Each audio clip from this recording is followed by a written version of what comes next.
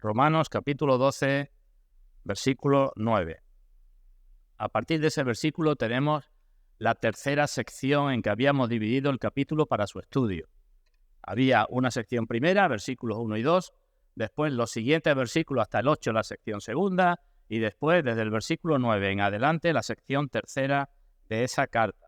Y en ese versículo 9 que ya hemos analizado, Romanos 12, 9, tenemos los dos principios fundamentales que tienen que regular la vida de todo cristiano. Uno tiene que ver con el amor, dice Pablo, el amor sea sin fingimiento, y otro tiene que ver con nuestra actitud hacia lo malo, aborrecer lo malo, y ya explicamos eso, y aferraros, agarraros con fuerza a todo lo que es bueno.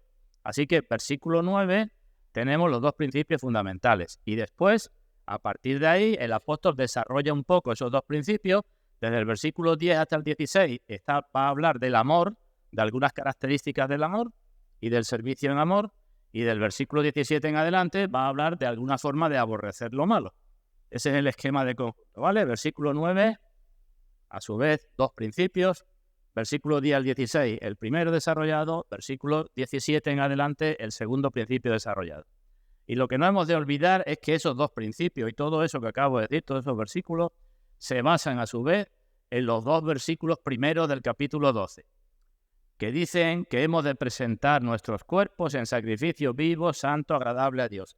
Si no hacemos eso, no hay cristianismo posible.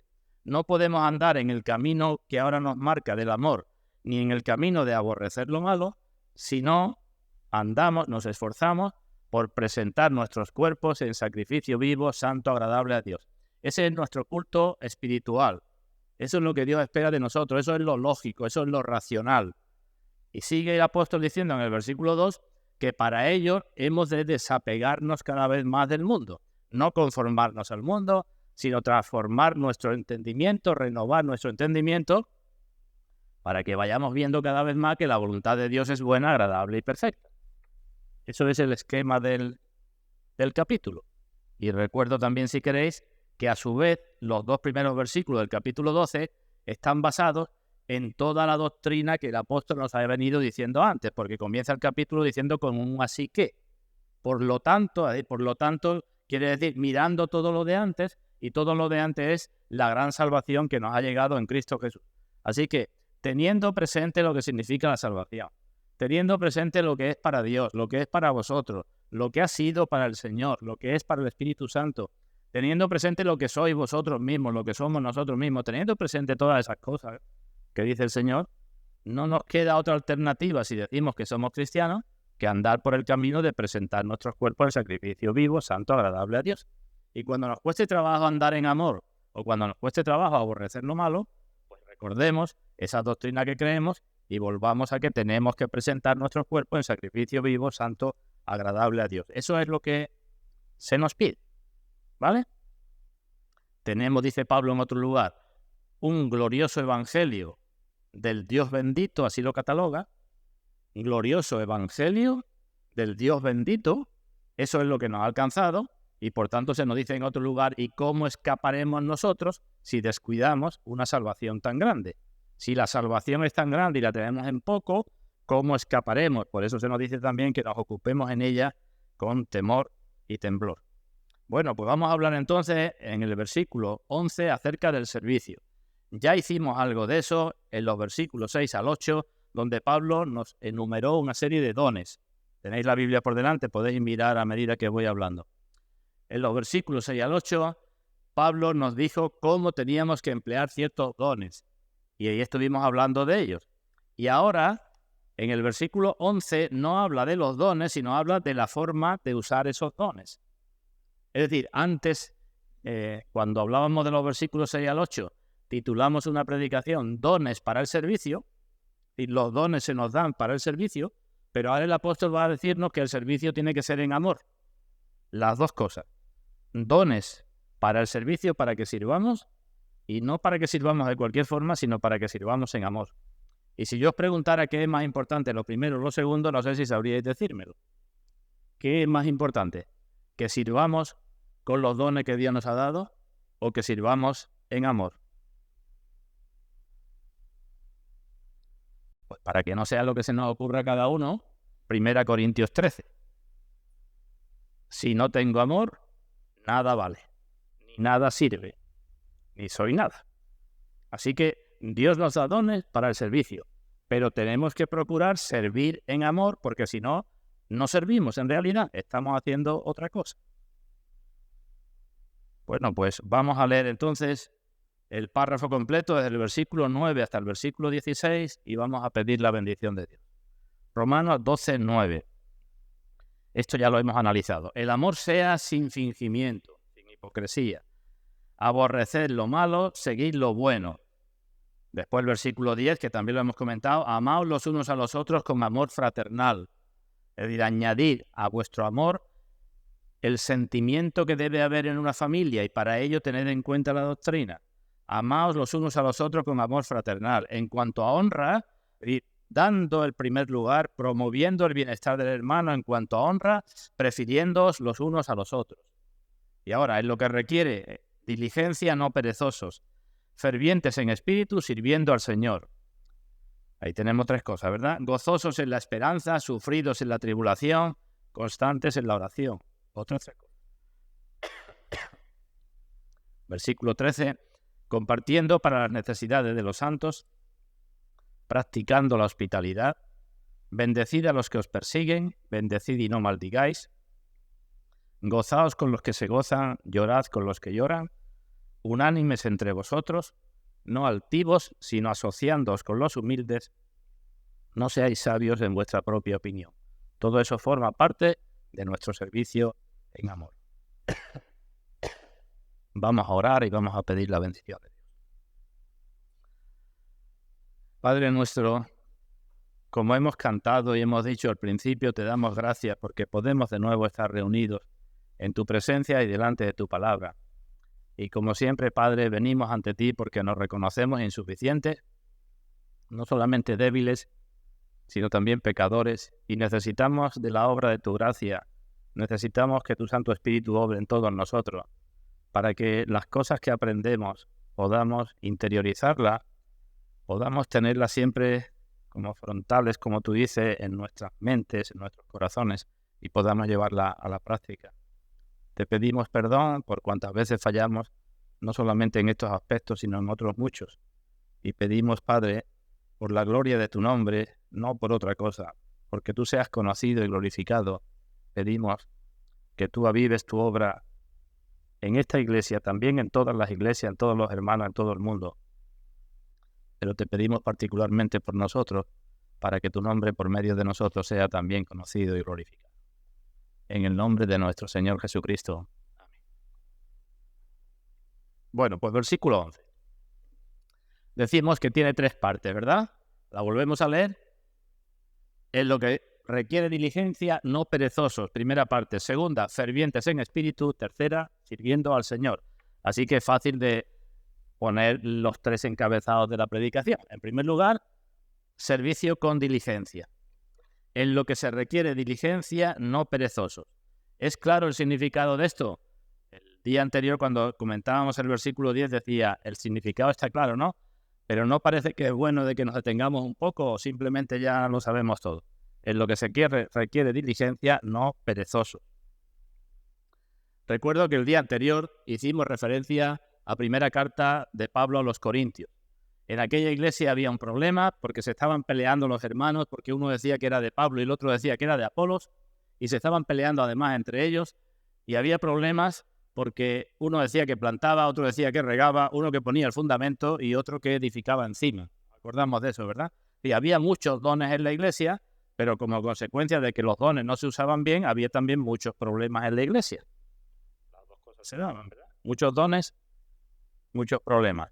No quiero decir que cada vez que haya dones tenga que haber problemas, pero si no vigilamos cómo hacemos, cómo practicamos los dones, entonces habrá problemas. Se olvidaban aquellos hermanos que ni el que planta ni el que riega son nada, sino Dios que da el crecimiento, y se olvidaban aquellos hermanos que aunque uno pusiera el fundamento y otro edificara encima, el único fundamento que se puede poner es Cristo. Se olvidaban de eso, y como se olvidaban de eso, no funcionaban bien. Bueno, pues nosotros también tenemos que pensar eso, ¿no? Que se nos han dado dones, lo dijimos en los versículos 6 y 8, que tenemos que usarlos en humildad, tenemos que servir con ellos en la iglesia en humildad, porque cualquiera que se enorgullece de algún don, en realidad ya está negando ese don, ¿no? Si uno se enorgullece de un don que no es suyo, que Dios se lo ha dado y que se lo ha dado para servir, y alguien lo utiliza para enorgullecerse y decir que grande soy, o mira lo bien que lo hago, ya está negando ese don, está haciendo algo ridículo con ese don, ¿verdad? Así que el uso correcto de los dones nos tiene que llevar a la humildad, lo decíamos el otro día. La humildad y el carácter pacificador son necesarios en la iglesia para amarnos con amor fraternal, para dar honra prefiriendo a los otros y también para servir en amor. Así que con esta idea el apóstol nos lleva ahora a nuestro modo de servir en la iglesia. Y entonces digo, vamos a examinarnos un momento. ¿Vale? La idea es, tenéis dones, ¿cómo servís en la iglesia? Y cuando nos examinamos cada uno de nosotros honradamente, ¿qué conclusión sacamos? Y yo pienso, o de una manera o de otra, podemos decir que es quizá demasiado pobre. Podemos discutir mucho acerca de esto, pero no lo vamos a hacer ahora. Pero digo, el que no se examina, la persona que no se examina, se enorgullece de lo que hace, se enorgullece de su don. Pero cuando uno examina el don, lo que hace con él, el grado de perfección con que lo utiliza y el amor con que lo utiliza, yo digo, ¿qué encontramos? ¿Qué encontramos cada uno en nosotros mismos? Porque debemos examinar. El Señor dejó claro de una vez por todas este asunto, cuando dijo, no lo vamos a buscar, lo tenéis en el Evangelio de Lucas. Vosotros, cuando hayáis hecho todo lo que os ha sido ordenado, decid, siervos inútiles somos, pues lo que debíamos hacer hicimos. Cuando hayáis hecho todo, no una parte y la demás, no, sino cuando hayáis hecho todo lo que se os ha dicho que hagáis, y lo hagáis bien, y todo lo que se puede hacer, entonces decid, siervos inútiles somos, porque lo que teníamos que hacer, eso es lo que hemos hecho.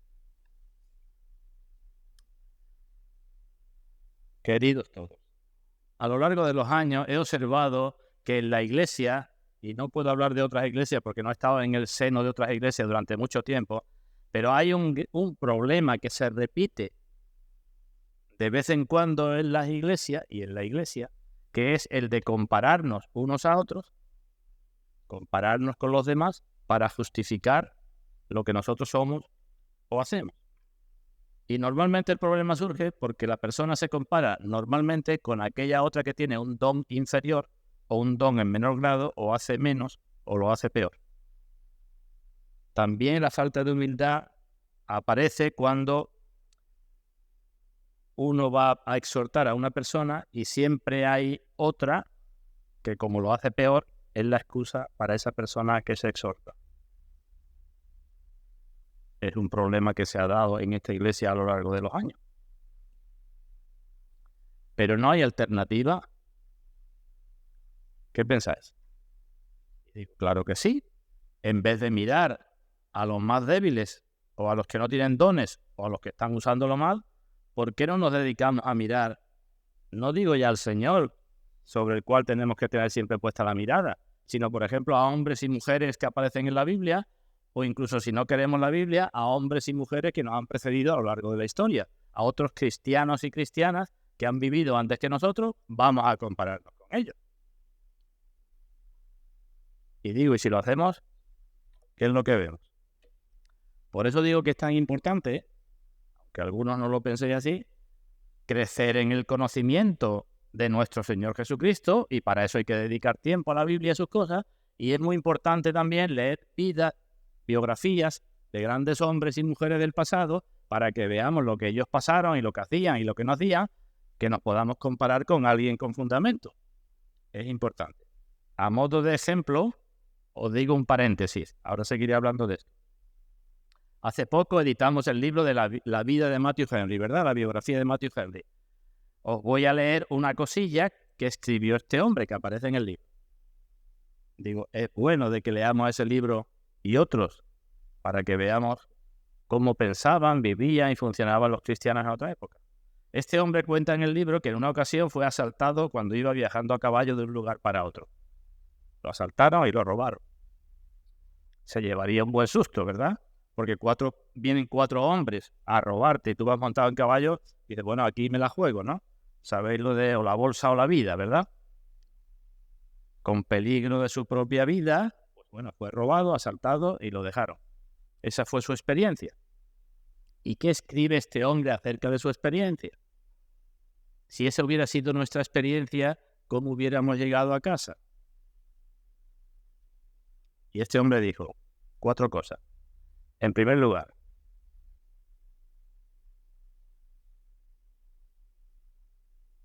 ¿cuántos motivos tengo para dar gracias a Dios que he viajado tanto y sin embargo nunca me habían robado? Primera cosa. ¿Cuántos motivos tengo? Porque esto ha pasado una sola vez. En segundo lugar, ¿de cuánto mal el amor al dinero es la raíz? Porque estas 4 personas se han jugado la vida, porque si lo cogen en aquella época lo quitaban de en medio, se han jugado la vida por una pequeña cantidad de dinero. En tercer lugar, puede verse aquí cómo Satanás opera en los ciclos de desobediencia. Y en cuarto lugar, puede verse aquí la vanidad de las riquezas mundanas, porque en cualquier momento las podemos perder. Y entonces deberíamos no preocuparnos tanto por ellas. Eso es la conclusión que sacó este hombre tras una circunstancia adversa. Y digo, es bueno de que miremos cómo vivían y cómo reaccionaban cristianos en otra época para que nosotros nos examinemos. Así que ponemos la mira en el Señor y si nos parece demasiado alto, ponemos la mira en los que nos han precedido. Y cuando ponemos la mirada en ellos y nos vemos a nosotros mismos, ¿cómo nos vemos de grande? Entonces ya nos enorgulleceríamos mucho menos por nuestros dones, ¿verdad? Porque nos veríamos como pigmeos. Así que a medida que vamos conociendo el Evangelio, lo que significan las doctrinas, vamos conociendo al Señor, vamos creciendo en humildad. Y en esa misma medida vamos usando cada vez mejor nuestros dones para el servicio.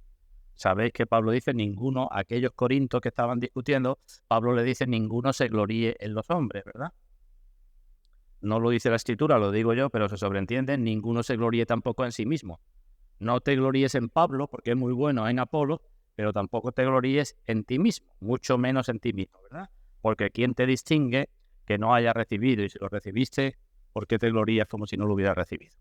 Bueno, pues con ese enfoque, es decir, viendo que los dones se nos han dado y se nos han dado para el servicio y debemos servir de una forma determinada, el apóstol dice, y me voy otra vez a Romanos, versículo 11, en lo que se requiere diligencia, no perezosos. ¿Qué significan ambas palabras? Creo que son fáciles de entender. ¿Qué es diligencia? Diligencia es hacer las cosas prontamente, ¿verdad? Hacer las cosas con cuidado, con ganas, con celo, incluso con prisa. Eso es diligencia, ¿verdad? Pedro dice en su carta que con toda diligencia, también con lo mismo, añadamos cosas a nuestra fe. Que no nos quedemos con la fe desnuda, sino que añadamos virtud, dominio propio, amor fraternal, muchas cosas, ¿verdad? Así que, ¿qué es diligencia? Pues digo, diligencia es la cualidad que hace que cualquiera en su propio trabajo pues haga las cosas con prisa, con solicitud. Es decir, el apóstol nos está diciendo, ¿por qué no funcionáis en la iglesia del mismo modo que funcionáis en vuestro trabajo secular? ¿Cómo eres con tu negocio? ¿Cómo eres con tus ocupaciones? ¿Cómo eres con eso? ¿Cómo eres? Pues con diligencia. Está hablando dentro de la iglesia, ¿eh? No está hablando en general, que también se podría decir algo de eso, pero está hablando del servicio en la iglesia. Así que con diligencia, hacer las cosas de esta forma. Desde los más pequeños hasta los mayores, ¿no? Me dirijo a los pequeños. ¿Sabéis lo que dijo el Señor a la edad de 12 años cuando sus padres lo estaban buscando y lo encontraron en el templo de Jerusalén y estaban preocupados por él? Que le dijo, hombre, nos has hecho preocupar por ti, ¿qué es lo que haces? ¿Cuál fue la respuesta del Señor? En los negocios de mi padre me es necesario estar. Es decir, que el pequeño Jesús a la edad de 12 años decía, tengo que estar ya en los negocios de mi padre. Estaba haciendo su trabajo con diligencia, ¿verdad? Muchos jóvenes que se consideran cristianos Ni con 12, ni con 15, ni con 18, ni con 20 años es el tiempo para estar ocupado en los negocios de su padre. Sigo más adelante. Y el señor, cuando ya fue mayorcito, ministerio público, de 30 a 33 años, ¿cuál era su comida? Mi comida y mi bebida es hacer la voluntad de mi padre, ¿verdad? Cuando ya era mayor, mi comida y mi bebida es hacer la voluntad de mi padre. Con diligencia, sin pereza, hacía la voluntad del padre. ¿Qué es lo que pasa con muchos cristianos cuando tienen 30 años, 35, 40? Pues que tampoco es el momento de servir porque estoy ocupado con mis hijos que son pequeños, con mi estabilidad en el trabajo, con la hipoteca, con 20.000 cosas. Así que tampoco es el momento. Y sigo para arriba. ¿Y cuando ya somos mayores? Pues cuando somos mayores tampoco es el momento porque ya tengo muchos achaques y ya no tengo fuerza, que otro se dedique a estas cosas. Y entonces pasamos la vida. El Señor, ¿cuáles fueron sus palabras en la cruz antes de entregar el Espíritu? ¿Nos acordamos? La penúltima palabra de Cristo antes de entregar el Espíritu fue: consumado es. Horas antes dijo: Padre, he acabado en la tierra la obra que me diste que hiciese. Y después en la cruz dijo: consumado es, ¿verdad?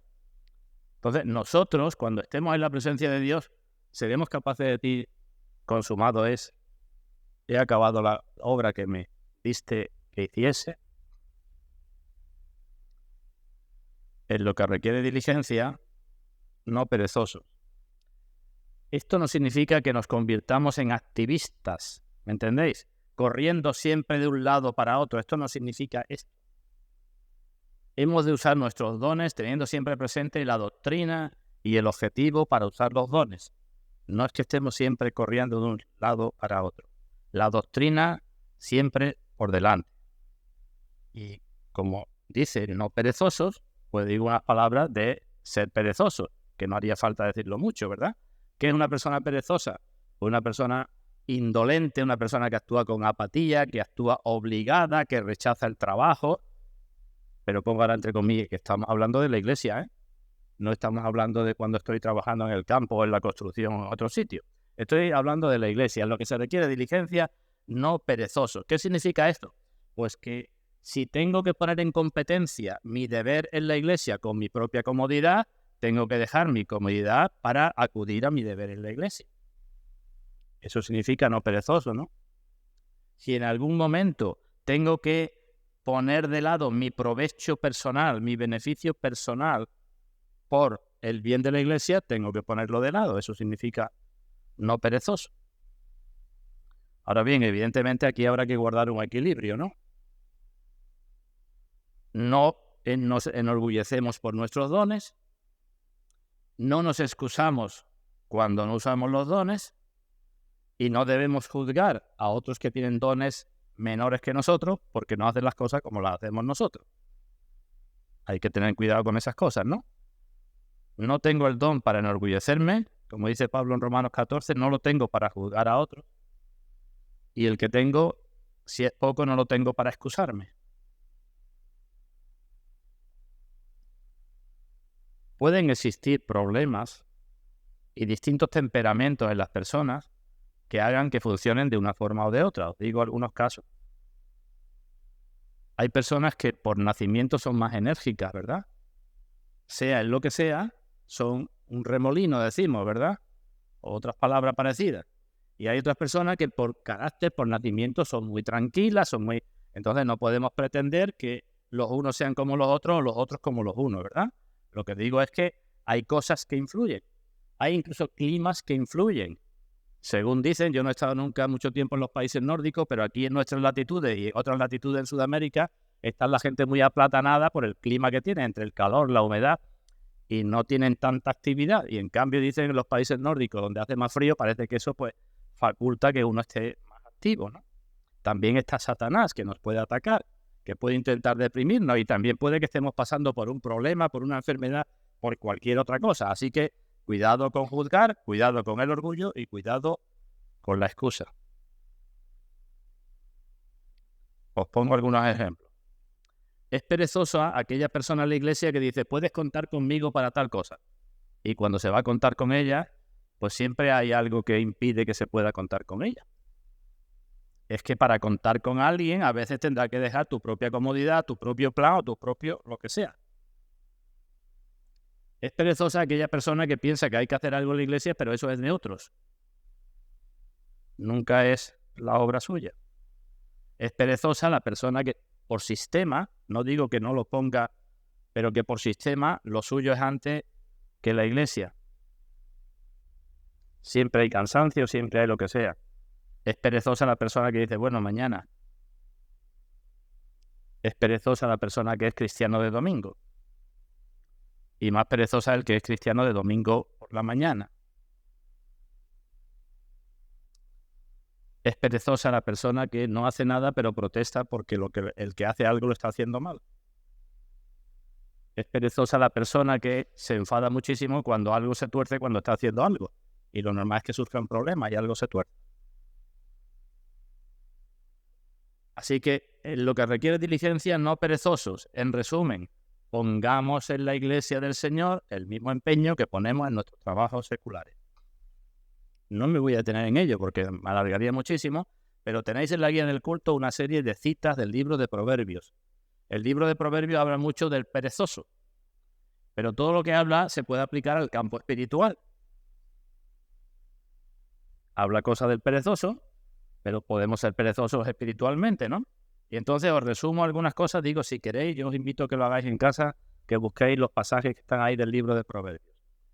Pues en el libro de Proverbios dice, el perezoso no comienza nunca nada porque siempre tiene excusa para ello. Y todo es muy difícil. ¿Nos acordamos? El león está en la calle, entonces no salgo. Hace nube, entonces no siembro.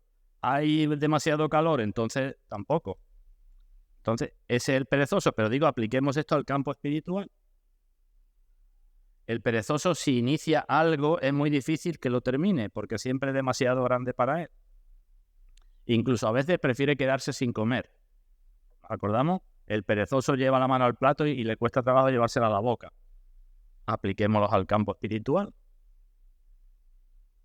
Además, el perezoso no admite consejo ninguno porque se cree más sabio que nadie. Además, siempre está insatisfecho. Además, siempre resulta un problema si se pone a hacer algo con otra persona. Y podríamos seguir. Características del perezoso que pueden verse o debemos verlas desde el punto de vista espiritual. Dice en el libro de Proverbios, leo 1, el que es negligente en su trabajo es hermano del hombre disipador. El que es perezoso, el que es negligente en su trabajo, pongo entre comillas, espiritual, es hermano o amigo del hombre disipador, del que desperdicia las cosas, del que destruye las cosas. Así que hay algo ahí que nos debe de hacer pensar un poco, ¿verdad? La pereza hace caer en profundo sueño y el alma negligente padecerá hambre. Pongamos en el campo espiritual. Así que, en definitiva, no perder de vista nuestra salvación, tener presente que estamos llamados para servir y para servir al Señor, eso tiene que ser un estímulo para que sigamos sirviendo frente a todos los problemas y debemos esforzarnos por servir en amor. ¿Qué le dice Pablo a Timoteo? ¿Nos acordamos del colaborador de Pablo? El joven Timoteo parece ser que era una persona por lo menos apocada, ¿verdad? Que ante los problemas se venía abajo y Pablo le tiene que decir muchas cosas en la primera carta y en la segunda carta. Le dice muchas cosas a Timoteo. Y en definitiva lo que le dice es que se examine, que se despierte a sí mismo. Había un hermano entre nosotros que nos decía, háblate a ti mismo. Eso es lo que Pablo le dice a Timoteo. Hablémonos a nosotros mismos en este sentido de servicio en la iglesia y reprendámonos a nosotros mismos. Porque igual que en el cuerpo físico, cuando los miembros no se utilizan, ¿qué es lo que pasa con ellos? Pues se debilitan cada vez más. Pues igual sucede cuando no usamos los dones que se nos han dado para el servicio. Con el agravante de que como formamos parte de un cuerpo, ya vimos, cuando un miembro no funciona bien, eso repercute también en el seno del cuerpo. Así que tendremos que examinar, es decir, si continúo así, y cada uno que se examine, pues es fácil de que pronto termine siendo un enfermo espiritual. Así que en lo que se requiere diligencia, no perezosos. Es suficiente con esto. Vamos con el segundo punto. Volvemos a Romanos capítulo 12, versículo 11. Dice Pablo a continuación, fervientes en espíritu. Esta es la segunda faceta. La primera tiene que ver con lo que hacemos, ¿verdad? No ha dicho otra cosa más que si se requiere diligencia, no perezoso. Esta segunda tiene que ver con la actitud cuando vamos a hacer algo. Fervientes en espíritu. ¿Vale? Lo primero con las acciones, lo segundo con las actitudes. Vamos al significado, igual que antes. ¿Qué significa fervientes en espíritu? Pues aquí no hay acuerdo, porque ya os he dicho en más de una ocasión, los manuscritos de que se dispone hoy día en el Nuevo Testamento, en su gran mayoría son manuscritos que están redactados en letras mayúsculas, en letras unciales que se llaman. Y en esos casos es muy difícil saber si algunas palabras se refieren a una cosa o se refieren a otra. Por ejemplo, cuando estudiamos Romanos 8, hay un versículo que dice: el Espíritu mismo da testimonio a nuestro espíritu de que somos hijos de Dios. Ahí está claro que el primer espíritu es el Espíritu Santo y el segundo es el nuestro, ¿no? El Espíritu da testimonio a nuestro espíritu, así que, aunque en el original están los dos con mayúsculas, en nuestra Biblia aparece el primero con mayúscula y el segundo con minúscula, porque se ve fácil, ¿verdad? Pero un versículo antes de ese, en Romanos capítulo 8, cuando dice: no hemos recibido espíritu de esclavitud, sino espíritu de adopción, ahí estuvimos un tiempo diciendo, bueno, son los dos espíritus con minúscula, uno con mayúscula, otro con minúscula. Bueno, pues ese mismo problema se encuentra aquí. Cuando dice que seamos fervientes en espíritu, ¿se refiere a nuestro propio espíritu o se refiere al Espíritu Santo? Y aquí, pues, según los comentaristas, hay distintas opiniones y puede que algunos tengáis por ahí alguna versión de la Biblia en donde aparezca con mayúscula, cuando en la normal de la Reina Valera aparece con minúscula. Quizá alguna Biblia en otro idioma. En fin, es fácil de encontrar versiones así. Si me acompañáis, por ejemplo, al libro de Hechos de los Apóstoles, vamos a ver, Hechos de los Apóstoles capítulo 18. Hechos 18.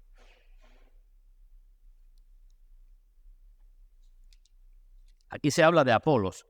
¿Nos acordamos de este Apolos? Este Apolo era un varón elocuente, dice la Escritura, ¿verdad? Que una vez se cruzó, estaba predicando el Evangelio, lo predicaba bien, pero tenía que ser enseñado en más cosas. Y el matrimonio constituido por Aquila y Priscila lo llevaron aparte para enseñarle más cosas acerca del Evangelio que él no sabía. Bueno, pues si leemos Hechos capítulo 18, versículo 24, dice, Hechos 18, 24, llegó entonces a Éfeso un judío llamado Apolos, natural de Alejandría, varón elocuente, poderoso en las Escrituras. Este había sido instruido en el camino del Señor, y siendo de espíritu fervoroso, en otras versiones dice siendo ferviente de espíritu, la misma traducción que tenemos en Romanos. Da igual, ¿no? Siendo de espíritu fervoroso o siendo ferviente en espíritu, hablaba y enseñaba. Entonces aquí no hay duda, ¿no?, de que está hablando del espíritu de Apolo, ¿no? Apolo tenía un espíritu ferviente. Pero repito, en Romanos se está hablando de esto y creo que no. Pienso que no. No quiero ser dogmático en esto, pero creo que no. Que no se habla de nuestro espíritu. Porque estamos frente a un mandamiento. Son mandamientos los que tenemos aquí, ¿verdad? Sed diligentes, sed fervientes en espíritu. Y estamos frente a un mandamiento y ninguno de nosotros puede cambiar nuestro carácter, nuestro temperamento. He dicho antes que hay personas que son muy activas y personas que son más apagadas. Entonces, es difícil de que tengamos un mandamiento que personas por su condición natural no puedan cumplirlo. Pienso más bien que se está refiriendo al Espíritu Santo, que todos los cristianos tenemos el Espíritu Santo y se está haciendo referencia a un mandamiento que es para todos, porque todos tenemos el Espíritu Santo. Y si lo entendemos así, ¿qué significan las palabras? ¿Qué significa la palabra ferviente? Pues ferviente significa algo que hierve, algo que está en ebullición, ¿verdad? Pues sed fervientes en el, pongamos con mayúscula, en el Espíritu.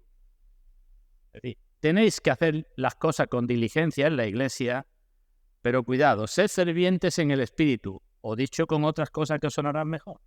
No apaguéis al Espíritu. no contristéis al Espíritu, no entristezcáis al Espíritu, sino haced las cosas llenos del Espíritu, porque si utilizáis vuestros dones y tenéis al Espíritu apagado en vuestra vida, va a haber problemas con el uso de los dones. Eso es lo que nos está diciendo Pablo. Sí, la actitud que tenemos que tener es de servir. La acción que hemos de hacer es servir.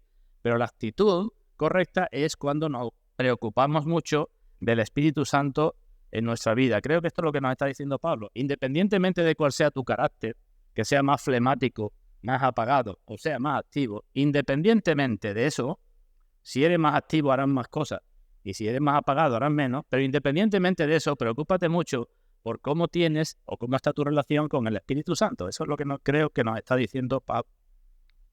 En otro lugar, Pablo le dice a Timoteo, no nos ha dado Dios espíritu de cobardía, sino de poder, de amor y de dominio propio. Ahí tenemos el mismo problema.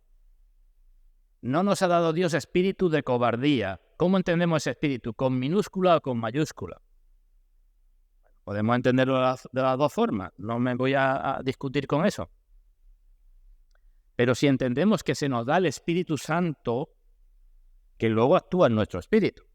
El Espíritu Santo es un espíritu de poder para que sirvamos, y es un espíritu de amor para que sirvamos en amor, y es un espíritu de dominio propio para que a pesar de los problemas que encontremos en el servicio, sigamos sirviendo en amor. Ese es el espíritu que se nos ha dado. Y se nos dice, pues como no seáis fervientes en ese espíritu, como tengáis el espíritu apagado, difícilmente podréis mostrar vosotros, si queréis, un espíritu de poder, de amor y de dominio propio. ¿Entendido? En otro lugar, en otra de estas cartas que estoy citando de Pablo a Timoteo, le dice Pablo a Timoteo, te aconsejo que avives el fuego del don de Dios que está en ti. ¿Qué le está diciendo a Timoteo? Algo parecido a lo que estamos hablando, ¿verdad? Timoteo, eres una persona apocada, estás con problemas, tienes esto, tienes lo otro, pero te aconsejo que avives el fuego del don que está en ti. El fuego del don, ¿cuál es el fuego? Pues el del Espíritu Santo que te ha sido dado, ¿no? Que avives ese fuego del don. Eso es lo mismo que ser ferviente en espíritu. En otro sitio dice, no apaguéis el espíritu. Entendemos eso, ¿verdad? Bueno, pues vamos a hacernos una pregunta. Avives el fuego del don que está en ti. Hermanos, vida natural. ¿Cómo avivamos un fuego? No, vamos a ir a la vida natural para entender luego la vida espiritual. Porque si no se nos pasan las cosas. Aviva el fuego del don. ¿Tenemos o no tenemos el fuego del don? Decimos, sí, ¿no? El Espíritu Santo, el Señor dijo Juan el Bautista dijo, viene uno detrás de mí que os bautizará en Espíritu Santo y fuego. Y sabemos que el Espíritu se manifestó en lenguas de fuego, en fin, es una manifestación del Espíritu. Así que te aconsejo que avives el fuego del don que está en ti. ¿Cómo se hace eso? Pues yo creo que cuando uno se da cuenta que una hoguera se está apagando, una de las cosas que hace es atizar la ceniza, ¿verdad? Se va quemando lo de arriba, se va llenando de ceniza y desaparece poquito a poco el fuego. ¿Y qué queremos? ¿Qué hacemos para que haya más fuego? Lo habremos hecho todo, ¿verdad? Atizamos la ceniza, removemos la ceniza, quitamos lo que está arriba que no sirve y lo cambiamos para abajo y estamos moviendo, ¿no? ¿Cuáles son nuestras cenizas? Lo que decíamos antes, la de la indulgencia, la de la apatía, la de la pereza porque mis cosas van antes que la de la iglesia, la de la excusa, la del cansancio. Pues eso es lo que nos dice, remueve esas cosas porque si no el fuego que tienes pues lo tendrá cada vez más apagado, ¿no? ¿Vale? Te aconsejo que avives el fuego del don que está en ti. ¿Qué más se hace para avivar el fuego? A mí, por suerte o por desgracia, me ha tocado hacer fuego muchas veces en el campo por distintas situaciones. ¿Qué se hace? Y digo, otra cosa que se hace es soplar, ¿no? Si no tienes nada, tú te pones a soplar. Si tienes algo para soplar, pues mejor. Y además de soplar, pues si quieres que el fuego se avive, añade combustible. Ya te buscarás por ahí lo que sea, ¿no? Cuando hace ya muchos años se iba a la vendimia temprano y hacía frío y se encendían hogueras por el campo, mucha gente se dedicaba de noche todavía a buscar algo para echarlo en la hoguera. Así que cenizas removidas, aire que echamos y combustible. Pues preguntémonos ahora, ¿cuál es el aire en la vida espiritual, hermano? ¿De dónde sacamos para avivar ese fuego? Y decimos, el aire es la oración. Si estamos apagados y seguimos por ese camino, pues seguiremos apagados. ¿Y cuál es el combustible?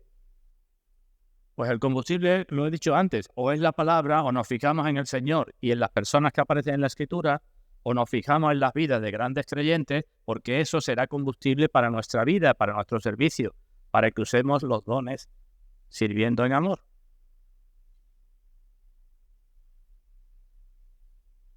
Así que en definitiva, Pablo lo que nos está diciendo es que no hemos de olvidar la doctrina del Espíritu Santo. En otro sitio dice, ¿no sabéis que sois templo de Dios y que el Espíritu de Dios mora en vosotros? No hemos de olvidar de eso, porque eso repercute grandemente en nuestro servicio.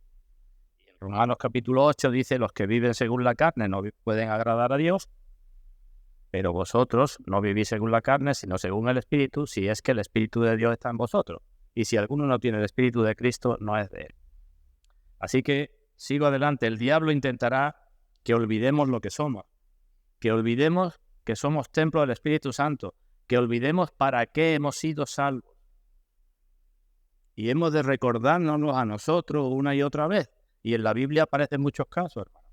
Tenemos que decirnos una y otra vez, ¿qué significa la salvación? La salvación no es, Dios me salvó, ya sigo prácticamente viviendo igual y Dios me llevará al cielo. Eso no es la salvación.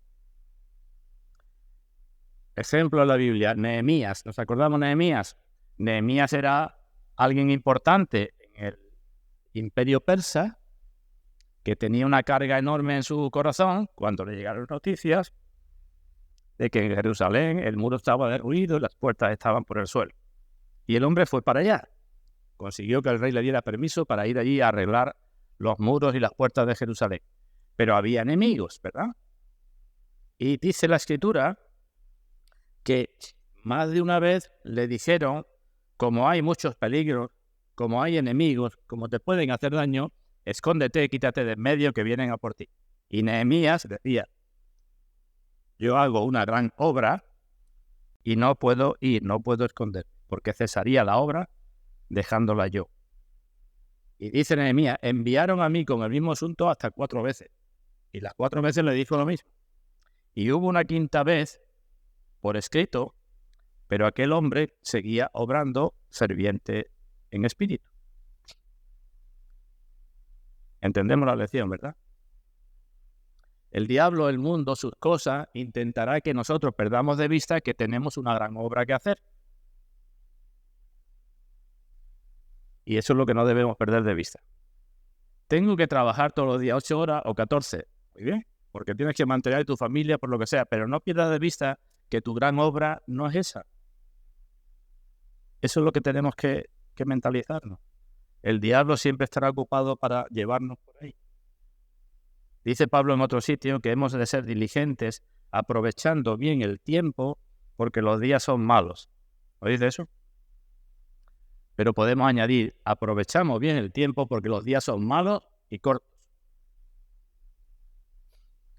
Los días son cortos para hacer la obra que hemos sido llamados por el Señor. Y no sabemos cuánto tiempo vamos a estar por aquí. Todos los días nos enteramos de una persona con pocos años, ¿verdad? Con 18 años, con 20, con 25, con lo que sea, que el Señor dijo hasta aquí. Los días son malos y son cortos. Y Pablo dice, pues por las misericordias de Dios, por lo que tú eres ya y por lo que has sido salvo, para lo que has sido salvo, empieza a funcionar de esta forma. En lo que se requiere diligencia, no perezosos, fervientes en espíritu, aunque haya de fuera conflictos y de dentro temores. Como decía antes el Señor, mi comida es que haga la voluntad del que me ha enviado y que acabe su obra. Un antiguo creyente, esto lo podéis buscar por internet, escribió una frase teniendo en cuenta esto que estamos hablando, de lo corta que es la vida para servir al Señor. Os la leo. Dijo, pasaré por este mundo solo una vez. No digo una barbaridad, ¿verdad? Si hay alguna palabra bondadosa que yo pueda pronunciar, alguna noble acción que yo pueda efectuar, palabra y acción, diga yo esa palabra y haga yo esa acción ahora, pues no pasaré más por aquí. ¿Cierto, verdad? No pasaremos más por aquí. Pero es que el Señor también dijo lo mismo, porque el Señor dijo en una ocasión, lo tenemos en el Evangelio de Juan, me es necesario hacer las obras del que me envió entre tanto que el día dura. La noche viene cuando nadie puede trabajar. Eso tendríamos que decirnos nosotros también, ¿verdad? Me es necesario hacer la obra del que me envió mientras que puedo, mientras que el día dura. Porque si no, llegaré al final de mi día diciendo, tenía que haber hecho otra cosa. Y otra cosa que no debe olvidarse es que si no nos esforzamos por ser fervientes en espíritu, seremos fervientes ¿en qué? ¿No sabemos responder a eso? En la carne. Porque el deseo de la carne es contra el espíritu y el del espíritu contra la carne. Y si no somos... Lutero lo decía, os digo una frase de Lutero. Lutero decía, en algo hay que ser ferviente. O en el espíritu o en la carne. Y el fervor en lo uno conduce al enfriamiento del otro. Es que no hay otra alternativa. O nos preocupamos por ser fervientes en espíritu o estaremos siendo cada vez más fervientes en la carne. Y cuando nos enfriamos en un sitio nos calentamos en el otro y al revés. Voy rápido ya porque si no vamos a alargar demasiado. Tercer punto de Romanos 12:11. Primera cosa, las acciones. Es lo que se requiere diligencia, no perezoso. Segunda cosa, las actitudes. Fervientes en espíritu. Tercera cosa que dice Romanos 12:11. Sirviendo al Señor. Ahí tenemos, digamos, el punto, el clímax, lo máximo de lo que nos está diciendo el apóstol. Tenemos que ver nuestras acciones, tenemos que ver nuestras actitudes, pero tenemos que ver los objetivos que tenemos en esas cosas. Los objetivos cuando usamos o no usamos nuestros dones, cuando lo hacemos de una forma o de otra. Tenemos que ver nuestras prioridades. Y aquí tenemos el aliciente máximo. Sirviendo al Señor. Porque en definitiva la Biblia nos dice que a Cristo el Señor servimos, ¿no? De la forma que lo hagamos, a Cristo el Señor servimos. Dice Pablo, porque no nos predicamos a nosotros mismos, sino a Jesucristo como Señor. Y a nosotros como vuestros siervos por amor de Jesús. Así que aquí tenemos el motivo supremo para servir. De modo que cuando lo olvidamos, pues también surgen problemas, evidentemente, ¿no? Cuando surgen dificultades, cuando hay lo que sea y olvidamos que estamos sirviendo al Señor, surgen problemas. Bueno, rápidamente, brevemente, enumero esto de servir al Señor. No me quiero detener mucho. ¿Por qué hemos de servir al Señor? Os voy a dar 7 razones. En primer lugar, porque somos siervos o esclavos de Cristo. Ya está, es que no tenemos otra alternativa. Dice la Biblia, habéis sido comprados por precio, ¿no? Ya no sois vuestros, sino sois esclavos de Cristo. ¿Ignoráis que vuestro cuerpo es templo del Espíritu Santo, el cual tenéis de Dios y que no sois vuestros? Habéis sido comprados por precio, glorificad pues a Dios en vuestro cuerpo y en vuestro espíritu. ¿Cómo se llama Pablo a sí mismo en el encabezamiento de muchas de sus cartas? En algunas pone Pablo, apóstol de Jesucristo, pero en otras, en esta misma de Romanos, pone Pablo, siervo de Jesucristo. Ese era, digamos, su orgullo, ¿verdad? O su forma de decir, mira, esto es para mí lo más importante. En otro lugar dice, y todo lo que hagáis, hacedlo de corazón como para el Señor y no para los hombres, sabiendo que del Señor recibiréis la recompensa de la herencia porque a Cristo el Señor servís. Esto es lo mismo, servir de corazón.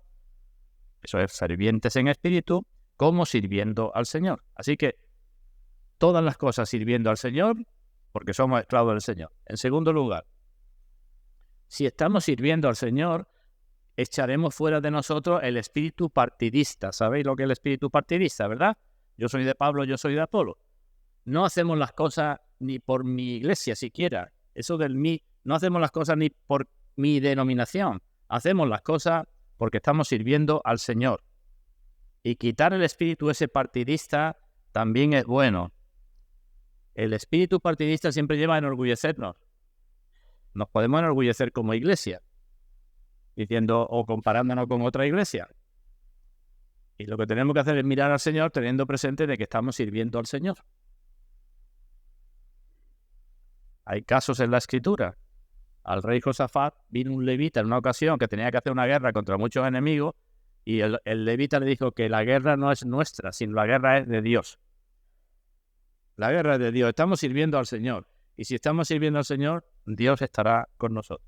Así que en segundo lugar, eso. ¿Qué dijeron los primeros creyentes? Lo tenemos en Hechos capítulo 4. Cuando la iglesia fue perseguida, cuando Pedro vino de la cárcel, se reunieron todos y empezaron a orar. No sé si os acordáis, empezaron: soberano Dios, tú eres el creador del cielo y la tierra. ¿Tú has visto cómo se reunieron aquí Herodes, Pilato? ¿Nos acordamos de eso? ¿Contra quién? Y no dice contra nosotros. Dice contra ti, contra el Señor y contra su ungido. La guerra era contra Dios y contra su ungido, contra el Señor Jesucristo. Y ellos lo tenían muy claro. Ellos estaban haciendo eso porque servían al Señor y la guerra era contra el Señor, no era contra ellos directamente. En tercer lugar, hemos de hacer las cosas sirviendo al Señor porque eso es nuestro privilegio y nuestra honra. ¿Nos damos cuenta, hermanos? Nosotros, pongo entre comillas, nosotros, personas como nosotros, de los cuales Dios no tenía ninguna necesidad, ni tiene ninguna necesidad, pues personas como nosotros hemos sido tomadas al servicio de Dios. Y eso es un gran honor, un gran privilegio. En cuarto lugar, servimos al Señor, y repito por si alguien se lo ha olvidado, servimos al Señor sirviendo en la iglesia y a la iglesia, servimos, nos acordamos, Mateo capítulo 25 creo que es, lo que hiciste, uno de mis hermanos más pequeños, a mí me lo hiciste. Servimos al Señor porque mostramos nuestra gratitud a Dios. Hay un refrán por ahí que tiene que ver con el agradecimiento que dice, ¿lo sabéis vosotros? ¿Qué dice el refrán? Eso es, que el que no es agradecido, o el que es agradecido, me da igual ponerle un afirmativo que un negativo, el que no es agradecido no es bien nacido. Y el que es bien nacido es agradecido, ¿verdad? Eso dice el refrán. ¿Los cristianos somos bien nacidos o no? Decimos, claro, si hemos nacido de lo alto, hemos nacido del Espíritu, somos bien nacidos, pues tenemos que mostrar nuestro agradecimiento, lo mostramos sirviendo al Señor. En un salmo, el salmista escribió: ¿qué pagaré a Dios por todos sus beneficios para conmigo? Esa es la pregunta que se hizo. Y siguió diciendo: tú has librado mi alma de la muerte. ¿Es cierto para el cristiano? Tú has librado mis ojos de lágrimas. ¿Es cierto para el cristiano? Y tú has librado mis pies de resbalar. Y por tanto digo que pagaré a Dios. Eso no significa en absoluto de que la salvación es por obras, como ya sabemos, ¿verdad? La salvación no es por obras, pero hemos de plantearnos lo que estamos haciendo con nuestros días, lo que estamos haciendo con nuestras vidas. Se cuenta que otro creyente, el conde de Zinzendorf, se llamaba, él cuenta su experiencia de que viendo una pintura de Cristo crucificado, para él fue como el que la pintura le hablara. Y lo que se recoge en los libros, es lo que dijo este hombre, es como si él escuchara: he hecho esto por ti, ¿qué haces o qué estás haciendo tú por mí? Agradecimiento. En quinto lugar, debemos servir al Señor. Esto todavía refuerza más el argumento del servicio, porque la honra y la gloria del Señor están implícitas en eso. No nos está mirando siempre el mundo, siempre, ¿verdad? Y lo que hacemos o no hacemos, pues trae honra o deshonra al Señor. ¿Cuál fue el mensaje de los profetas en la antigüedad al pueblo de Dios una y otra vez? Que vosotros sois un pueblo especial, que vosotros sois un pueblo escogido, que la honra de Dios está en juego. Ese era el mensaje, ¿no? Pues el mismo para nosotros. En sexto lugar, no solamente está la mirada del mundo sobre nosotros, sino ¿quién más? ¿Qué mirada más hay? La mirada del mismo Señor a quien decimos que servimos. ¿Quién es el Señor de la viña? ¿Y quién envía a los obreros a su viña? Y decimos el Señor, ¿verdad? Pues el Señor está mirando a los obreros mientras que están en la viña. Eso es, ¿no? ¿Alguna vez habéis trabajado en la viña como obreros? Quizás no, pero quizás en otros lugares. ¿Qué es lo que sucede normalmente en los trabajos normales? Que cuando está el dueño por delante se trabaja con mucho empeño, con mucha diligencia, no se es perezoso, pero cuando el dueño se va o no está presente, ya es harina de otro costal, ¿verdad? Nosotros decimos, servimos al Señor, porque el Señor nos está mirando siempre, está viendo qué clase de obreros somos, ¿no? No solamente nos está mirando el mundo, sino nos está mirando el Señor. ¿Qué dice el libro de Apocalipsis? El mensaje de Cristo a todas las iglesias. ¿Cómo empieza? Apocalipsis capítulo 2 y 3. Os acordamos si queréis buscarlo. Empieza siempre diciendo, yo conozco tus obras. Eso dice el Señor. El que tiene ojos de llama de fuego, dice, yo conozco tus obras. Así que se nos pide servir al Señor porque el Señor siempre nos está mirando. Y en último lugar, se nos pide servir al Señor y eso también debe de servirnos porque dentro de poco todos vamos a estar siendo juzgados por el mismo Señor. Vamos a estar en la presencia del Señor en donde tendremos que rendir cuenta, ¿o no es eso? Todos compareceremos ante el tribunal de Cristo para que cada uno dé cuenta de lo que ha hecho mientras estaba en el cuerpo, sea bueno o sea malo. ¿Es cierto eso? Así que si sirvo o no sirvo al Señor, voy a comparecer delante de su tribunal. Y dice Juan, y hacedlo bien para que cuando Él venga no os alejéis de Él avergonzados. Que nadie diga voy a salvarme como por fuego. Que empiece a funcionar de otra manera. Pero no solamente hay una parte negativa. Cuando estemos en el tribunal de Cristo hay una parte positiva también, ¿no? No hacemos las cosas, no debemos hacerlas ni por el castigo ni por la recompensa. Pero habrá distintos niveles de castigo y distintos niveles de recompensa. Y en la carta a los Hebreos se nos dice, Dios no es injusto para olvidar vuestra obra, la que está viendo, y el trabajo de amor que habéis mostrado hacia su nombre, trabajo de amor, servicio de amor hacia su nombre, habiendo servido a los santos y sirviéndoles aún. El trabajo de amor a Dios es sirviendo a los santos. Pero sigue diciendo, deseamos que cada uno de vosotros muestre la misma solicitud hasta el fin. La misma palabra, diligencia, solicitud, para plena certeza de la esperanza, a fin de que no os hagáis perezosos, es la misma idea, sigáis mostrando la misma diligencia, no haceros perezosos, sino imitadores, he dicho antes, miremos a otros hombres y mujeres de Dios, de aquellos que por la fe y la paciencia heredan las promesas. Así que, hermanos, sirvamos cuando, en el momento oportuno, como con el brillo del Espíritu. ¿Y con qué objetivo? Mirando al Señor, para la gloria del Señor. No veamos la necesidad y digamos, bueno, pues esto es cosa del predicador, ¿no? Y si no podemos servir de otro modo, porque podemos tener circunstancias, dicho antes, muy diversas en nuestra vida, sirvamos al Señor por lo menos orando por aquellos que están, digamos, más en el frente de batalla, como fue necesario que a Moisés le sostuvieran los brazos. Termino con la letra de un himno que vamos a cantar dentro de un momento. Un himno que en algunos himnarios aparece con forma interrogativa y en otros aparece en forma afirmativa. En forma interrogativa es lo que tendríamos que cuestionarnos cada uno de nosotros. Dice así, ¿soy yo soldado de Jesús, un siervo del Señor, y temeré llevar la cruz sufriendo por su amor? Eso es en forma interrogativa. Ese es el examen que tenemos que hacernos. ¿Soy yo soldado de Jesús? ¿Soy siervo del Señor? ¿Y voy a temer llevar la cruz sufriendo por su amor? Cuando hayamos hecho ese examen, entonces Dios quiera que todos podamos decir la misma frase, pero positivamente. Y digamos, soy yo siervo de Jesús. Perdón, soy soldado de Jesús. Soy siervo del Señor. No temeré llevar la cruz sufriendo por su amor. En forma interrogativa, en forma positiva. Hermanos, que Dios bendiga su palabra en todos nosotros y nos haga ver la importancia de estas cosas para nuestras vidas y también para la gloria del Señor. Que así sea.